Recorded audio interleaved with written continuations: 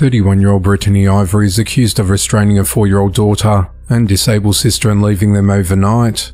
At around 3:30 p.m. on Saturday the 21st of September, police responded to a home in Waterford Township, Michigan, where they found Brittany's 32-year-old developmentally disabled sister bound by duct tape in the backyard, and Brittany's 4-year-old daughter strapped to a stroller in the bedroom. Brittany, who's a caretaker for her sister, restrained her and her child and left the home the previous night.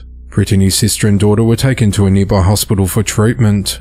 Brittany was arrested and booked into the Oakland County Jail on charges of second-degree child abuse, third-degree vulnerable adult abuse, and 2 counts of unlawful imprisonment. On Tuesday the 24th of September, Brittany was arraigned at the 51st District Court on a $10,000 bond with no 10% provision. Oakland County Prosecutor Karen McDonald said, "Caretakers are entrusted to support and protect the safety of individuals in their care. To use their position of trust to abuse another individual, in this case, a child and vulnerable adult, is abhorrent," she said. A man is behind bars for killing his mother and cutting off her head before a birthday party. At around 11:30 p.m. on Friday the 27th of September, authorities responded to a residence near 43rd Avenue and Bethany Home Road in Glendale, Arizona, after a woman called 911 to report finding her sister, 49-year-old Teresa Rubio, deceased and decapitated. Relatives had prepared a surprise birthday celebration for the victim.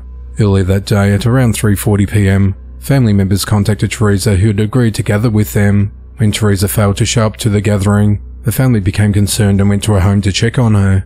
When no one answered the door, relatives had a locksmith help them enter the premises. Once inside, they found Teresa deceased and 911 was contacted. When police arrived, they noticed the shower was still running and there was blood everywhere.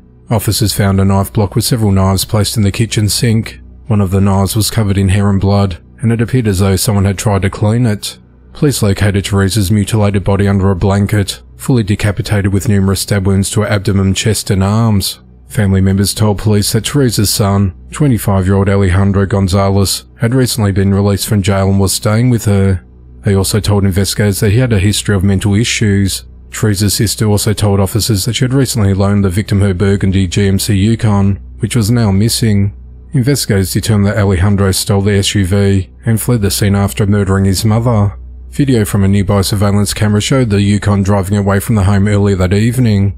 At around 2:45 a.m. the following morning, a Phoenix police officer spotted the Yukon at a gas station near Interstate 10 and 99th Avenue, and Alejandro was taken into custody shortly thereafter.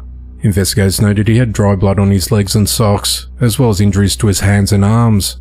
Alejandro admitted to police that he stabbed his mother before cutting off her head, and that there was a second suspect involved. He told investigators he smoked meth with a man who was biking in the neighborhood. He said the man did something to his mother, and then had me stab her or something. Police said they've not found any evidence backing Alejandro's claim of a second suspect.